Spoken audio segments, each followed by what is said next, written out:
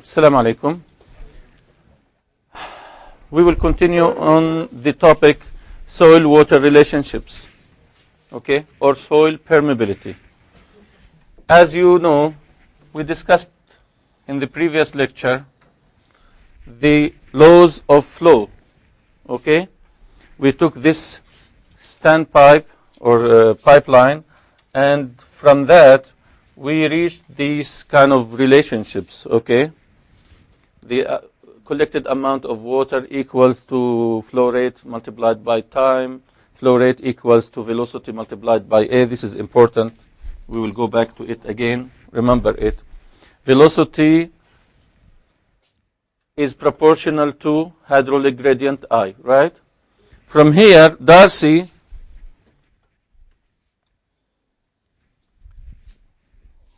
law.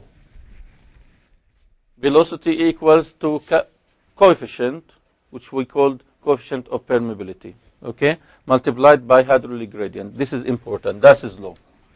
V equals to K multiplied by I. K, coefficient of permeability, which is our purpose to find, okay. Our goal is to find K. And then we have some kind of relations. I don't want to go for it now. How to find coefficient of permeability K, okay. Now, we spoke about three things. First, empirical methods, and we took K equals to C d10 square, or Kozeny-Kármán equation, spoke about it. Or we go to lab methods. We took two methods, okay. The first one, we discussed it thoroughly. It's constant head permeability test, which is done for granular material, coarse material, sand, okay? Because flow of water through sand, through granular material is quick, okay, fast. So we can, in certain amount of time, collect some water, which we call it Q, right? Q, in certain amount of time. Now, if we know H, which is fixed, that's why we call it constant head. H, the level difference is constant. And if we knew A and L, then we go back to, or we go to this relation. K, coefficient of permeability, equals to, by the way, coefficient of permeability is small k. K equals to Q multiplied by L over A H T. Okay? Volume, amount of water. Length of specimen or sample. A, cross-sectional area of the sample. H, level difference. T, time. Okay? And we used the units in the previous lecture. Remember that. Okay? So this is a constant head permeability test, which is done for granular, coarse, sand material. Okay? Now, if we have clay, we will use falling, or maybe we call it variable or falling head permeability test. Okay? It's almost the same thing, except that instead of having container here of water, we have a standpipe. Standpipe with A small. What is A? Cross-sectional area of the standpipe. While we have here big A. Cross-sectional area of the sample. And we have L, which is length of the sample. Okay? Here we don't have Q, collected amount of water, because we don't need it. Okay? Instead, we have at the beginning, this is height at the beginning, initial height, okay? At time equals 0, okay? Then, with time, there is a change, there is a drop, okay? Water goes. I told you that we need two readings. So, for easiness, we make it the first reading, okay? I can record H, and of course time is 0, right? And then after, for example, 10 minutes, I will know time, okay? Time end. final. Okay? At that time, I will have H final.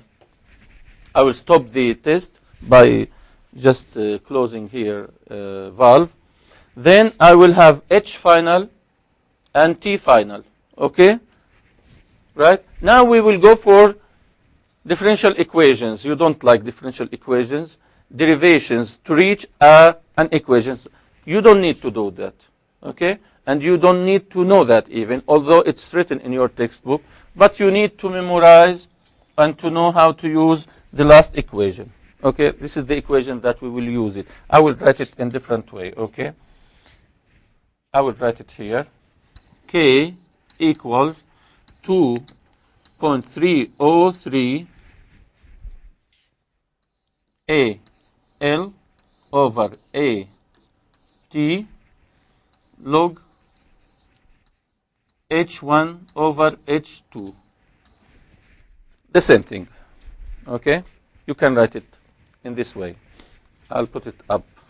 Oh, this is the highest thing I can go. Is it clear? Okay, let us explain it. K, coefficient of permeability, equals 2.303. From where we get this 2.303? No, it's not from table. It's actually abbreviation of several constants and some other things, okay? So we reach 2.303. You don't need to know how, but this is, we get it from some constants, some variables, etc. Okay? 2.303. A, this is the cross-sectional area of the standpipe. L, the length of the specimen. A capital, the cross-sectional area of the sample. T, time of the test. Okay? Logarithm H1 over H2, or H initial over H final. H at some cases divided by H at later time. So always H1 is greater than H2. It's always. That's why it's more than 1. Otherwise, we will not have logarithm of it, right? You know that problem of the logarithm with the negative numbers and 0. T, the time of the test. For example, 10 minutes. Or T2 minus T1. Okay? And it's good always to have T related to H1 and H2. I mean, T1, H1, T2, H2. Okay? But because we did the first reading at time 0 and the last reading at time end, right? So the difference in time is T. 10 minutes, we write 10 minutes. But you should be careful of what kind of units to use. Whether seconds, whether minutes, whether hours, etc. Okay? Now, H1 over H2. So we can use this equation. Okay? By the way, these two tests are available in our laboratory. Okay? You will do the constant head permeability test, but it's not a problem to ask the instructor there to show you the falling head, if he can, if he finds it. Okay? So, but you will do the constant head. The principle is one. Okay? The principle, the idea is one. The difference is I cannot collect a certain amount of water in a short time when I do this test, the constant head for clay. So instead of that, I use the standpipe in which a small drop will be clear and it will be obvious. Okay? It will be remarkable. That's the only difference, but the idea is the same. Okay? So we have two laboratory tests. Okay? Constant head for sand or granular material, falling head or variable head for fines, mainly clay. Okay? And we know the equation for that, and we know the equation for this. Okay? Now, sometimes it's difficult for me to bring the sample from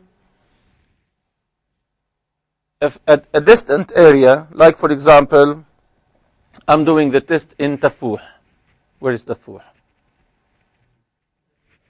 Hebron, right? Khalil. Okay? So I will bring the sample from there to An-Najah University to do the test. And sometimes, okay, I want to check if it is correct or not. So it's not easy, okay? So there is a question. Can I do the test there in the field? Can I do the test in the field instead of always taking samples and go to the university here to An-Najah or to any other place to do the test? Can I do the test in the field? Yes, of course. Now we go to the third one. Field methods. Field methods. Okay? We took 2 empirical methods. We took 2 lab methods, right? And we will take 2 field methods. Field methods.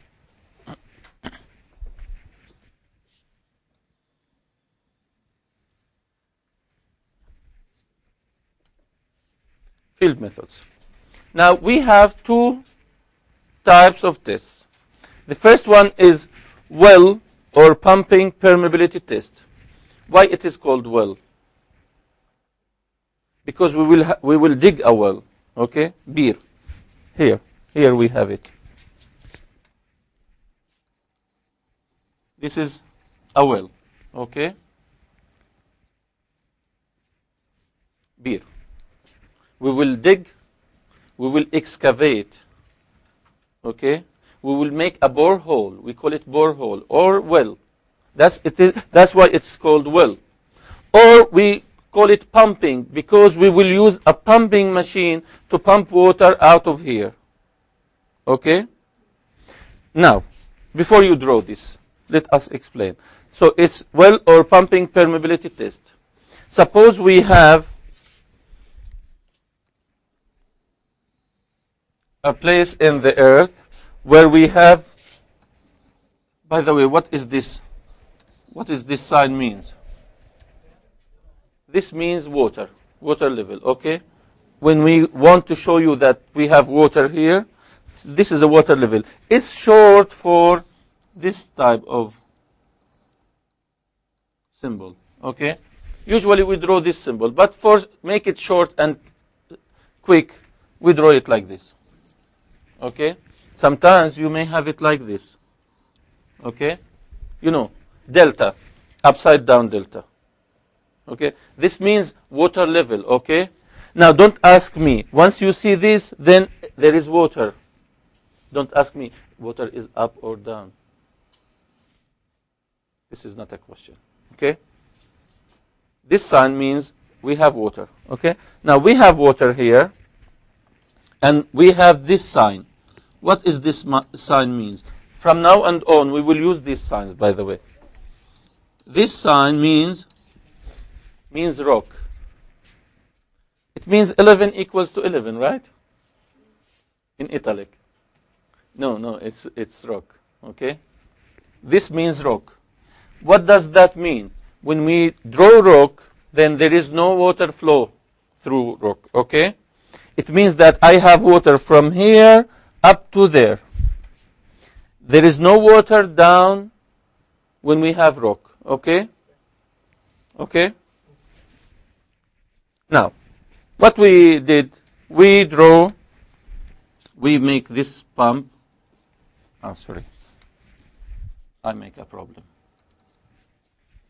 We made a borehole, we made a well in the earth. Of course, after a time, water will be in the same level inside the well and outside the well, right? That's obvious. Okay? Then I brought a pumping machine and I began to pump water out of the well outside. So what will happen? The water level became here, right? Inside the well. But it will not be in this shape. Laws of water doesn't allow for such kind of shape, right? What will happen? Once the water gets down, immediately water drops from sides, right? You know thermodynamics. You know the equilibrium, right? Water cannot be in this level and in that level. Immediately, this will go down, this will go up until reaching the same level. So after a while, water will be in the same level. Now, if I pump water out of the well, immediately water will go inside the well. But as I am still pumping, then the water will be like this. Okay? Water will be like this. Okay? Now, let me draw it well here.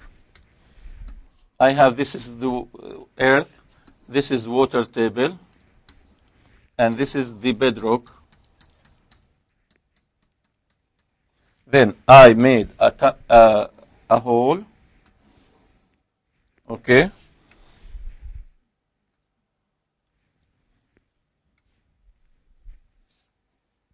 This is the well. Okay? And then I began to pump water out of the well, okay, until the water reached this stage. Okay? Now once it's here, then the water will be like this. It's like a cone, by the way. It's like a cone. Okay? From all sides. From all sides. Okay? It will be like this. Now, if I brought piezometers, you know what is piezometer? What is piezometer? It's a sandpipe, small sandpipe. I can put it in the earth. It will indicate what is the level of water. Okay? So, if I put a standpipe here, okay, it will read H2, okay? When this standpipe is at distance R2, okay, from the middle. If I put another one here, then at distance R1, I will have H1. I may have more than 2 or 3 piezometers, okay? But it's obvious for me that once I go further away from the borehole, right, the water level will be higher, right? The water level will be higher.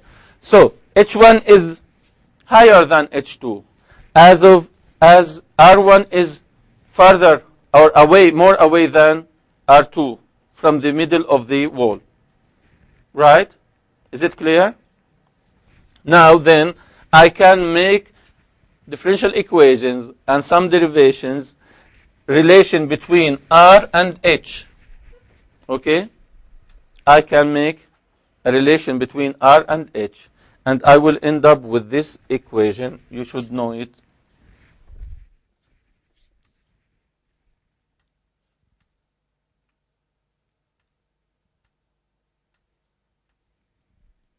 This is the equation.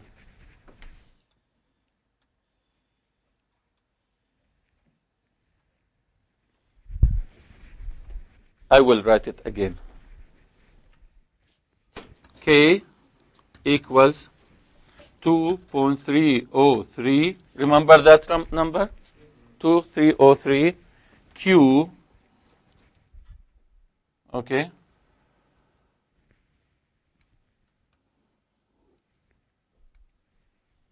K equals 2.303.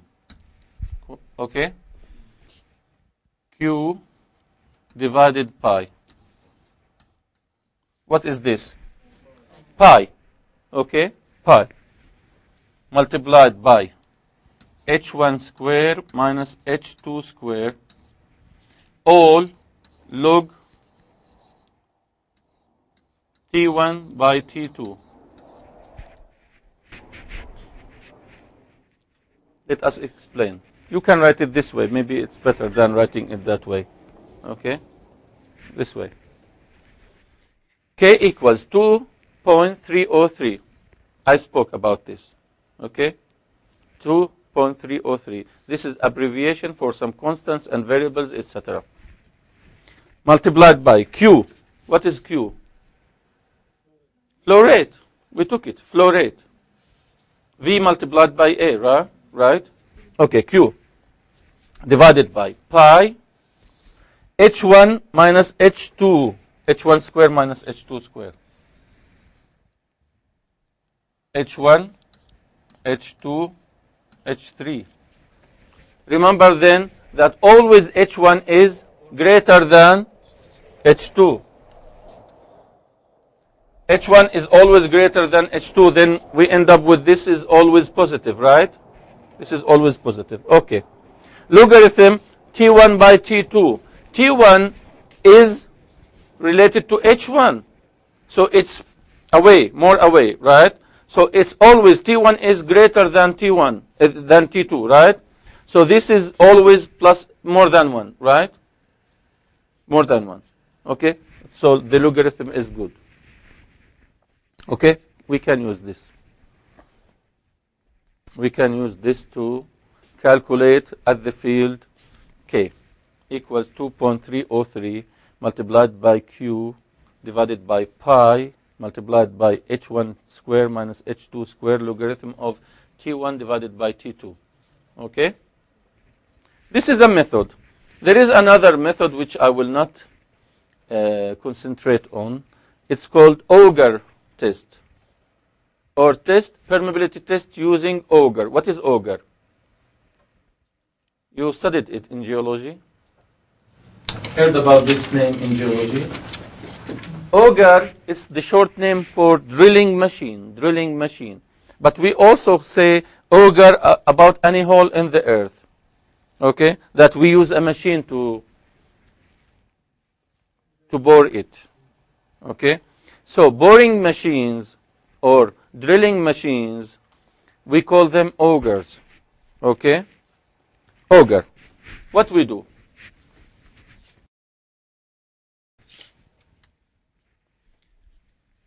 Here is the ground. Okay? You remember in the permeability test, in the field permeability test, just I explained it just now. You remember we had a water table, right? So we have water. What if we don't have water? What we do if we don't have water? We don't make the test? No. What we will do like this. We dig a hole here. We dig a hole, and we know that hole is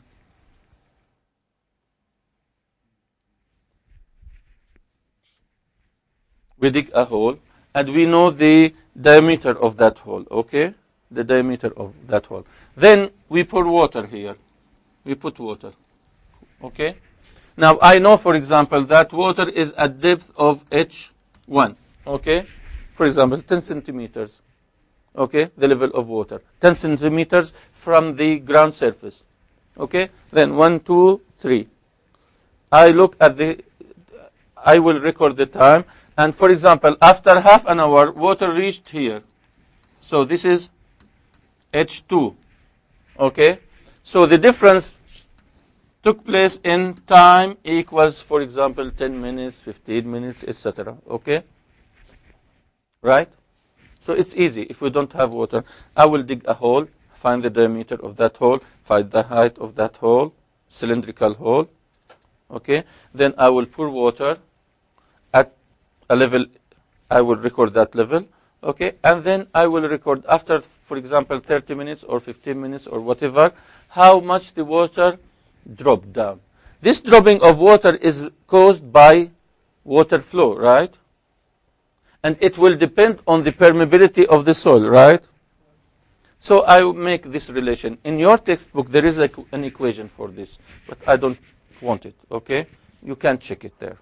There is an equation for the auger. You don't need to know more than this name, okay, and the idea of it, okay? So now, we know 3 ways for finding K, coefficient of permeability. Either using empirical methods, or using lab methods, or using field methods. Okay? So we knew K. Let us celebrate? No. Because we still have a problem. We knew K, but you see in all these examples that we took,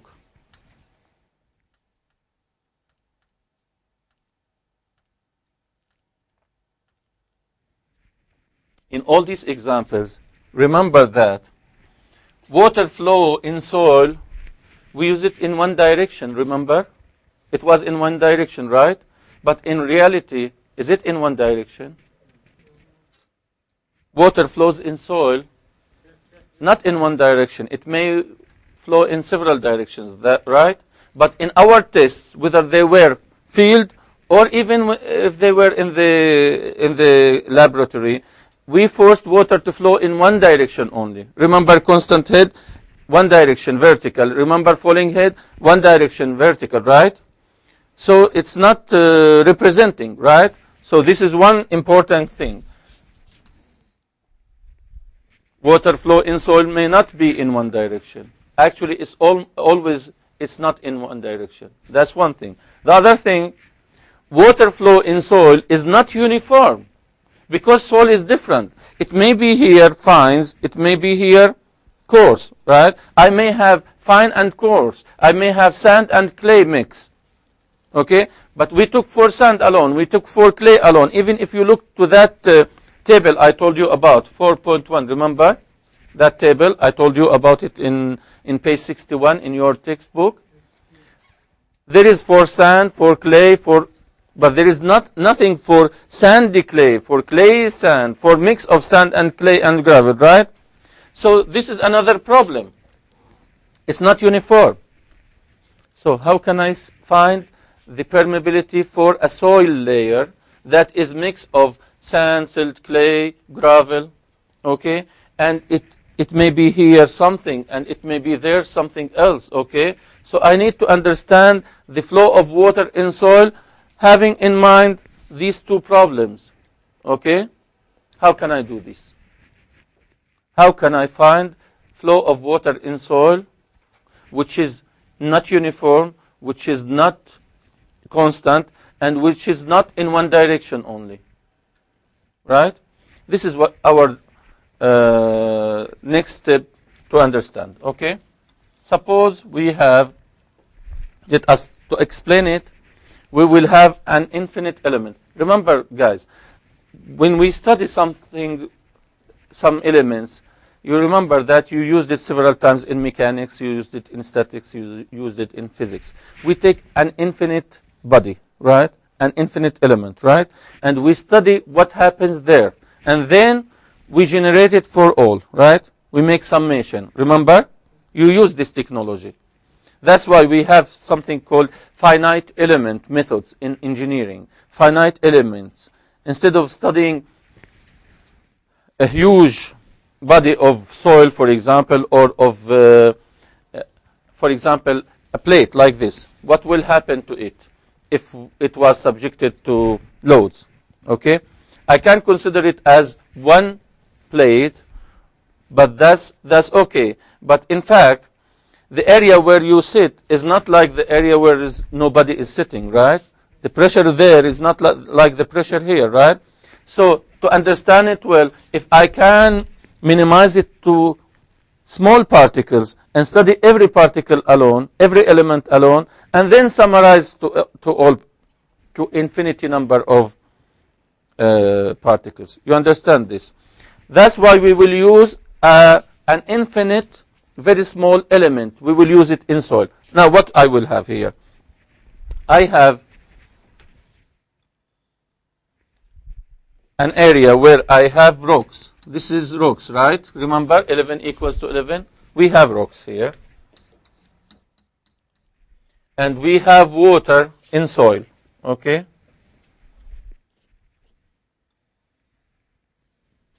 This is soil. This is soil. Soil is above the rock, right? And over that I have water, river, okay?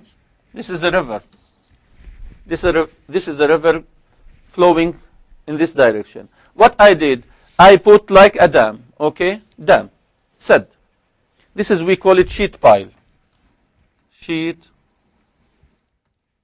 pile. It's a structure that prevents water from flowing through it, okay? We'll speak about this when you study foundation, okay? I have a structure that prevents water from flowing through. Sed, dam, whatever shape it can be, okay? What will happen? Water here will rise, right? And water here will vanish, right? Okay? Because of the flow. I will not have water here, but I will have water here going up, right? The level will increase, will become higher, right? Suppose we reached a level of H1, and of course, you see, water has to go through this, but it cannot. Then it tries to jump. Of course, water doesn't jump. Okay? Then it has to go through soil, right? It has to go through soil. Water will go from here to come here. That's why we will have some water here.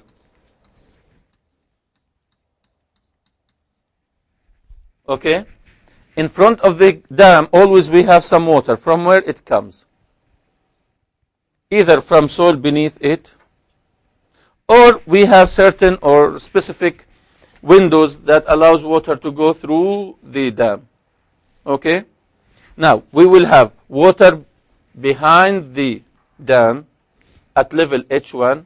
We have water in front of the dam at level H2, and always H1 is greater than H2, right? And water will go from here to there through soil. Because soil is permeable, then it will go through soil, right? Now, what I will know, what I will study, I'd like to know what is the permeability of this soil. Or, in other words, how water will flow through this soil, okay? Now, I cannot use what I studied before, constant head or etc. Why? Because here, flow will be not in one direction. It will be in several directions. Also, it may be changed from here to there. You know, it may be this drawing. It may take several kilometers. It may take several hundreds or tens of meters, right? So soil will be different from place to place. This is our project, so is to study flow of water through soil. Flow of water through soil. To understand this or to study this,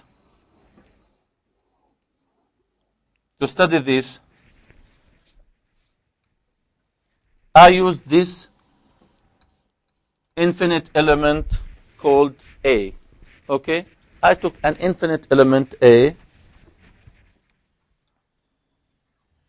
I took an infinite element A, very small element A, okay, to study the effect or the flow of water through it.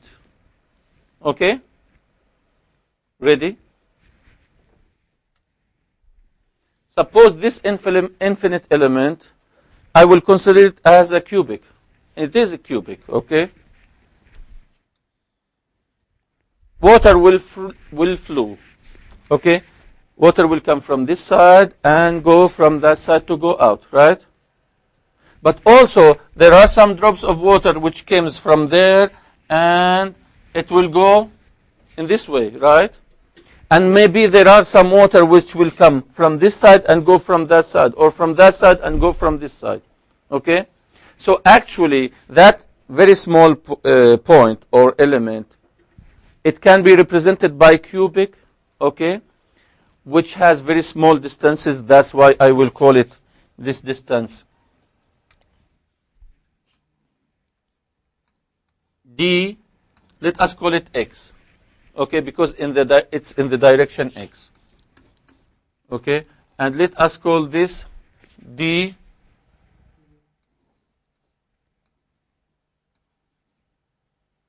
Y. Okay, that's the Y direction. And this is Z direction. So this is dz. Okay, the cubic is dx by dy by dz. Very small. That's why we use the d. Remember this in mathematics. Okay, so I have a cubic of dx in the direction x, dy in the direction y, dz in the direction z. Okay, now, of course, water will come from one side, and go out from the opposite side. So in this direction, X, water will go in this way. In this direction, Z, water will go in this way or the opposite way. And then in this direction, Y, it will go in this way. Right? Okay, that's good if we understand this.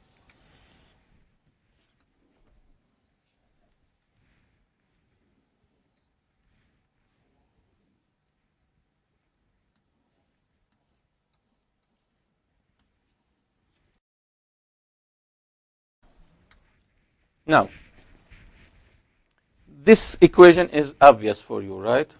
Flow in equals to flow out always, because we don't have losses. It's a very small element. Flow in equals to flow out. Now, remember Q equals to K,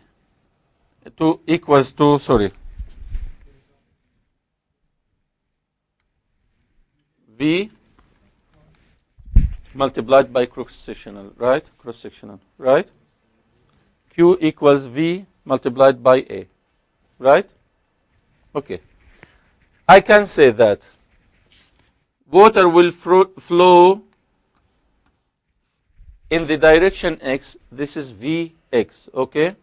Q in the direction X equals to Vx multiplied by A. A is the cross-sectional area. What will be the cross-sectional area? This will be this area, right? This face, right? What is the direction of this face?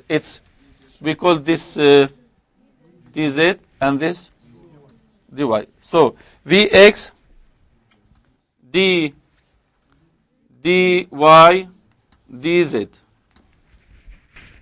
Vx multiplied, this is what? This is Qx, right? Qx, what does it equal? It's velocity in the direction x multiplied by the cross-sectional area, which is dy dz, right? Okay. Now, if we took the y direction, then Vy multiplied by the dx by dz, because this is it's dx and this is, we call it dz, right? Okay. So if I took the third one, it will be Vz multiplied by dx dy, right? But for making things easy, let us take 2D problem. Okay? We will take 2D problem. I mean x and y only. Okay? And so let me draw it in this way.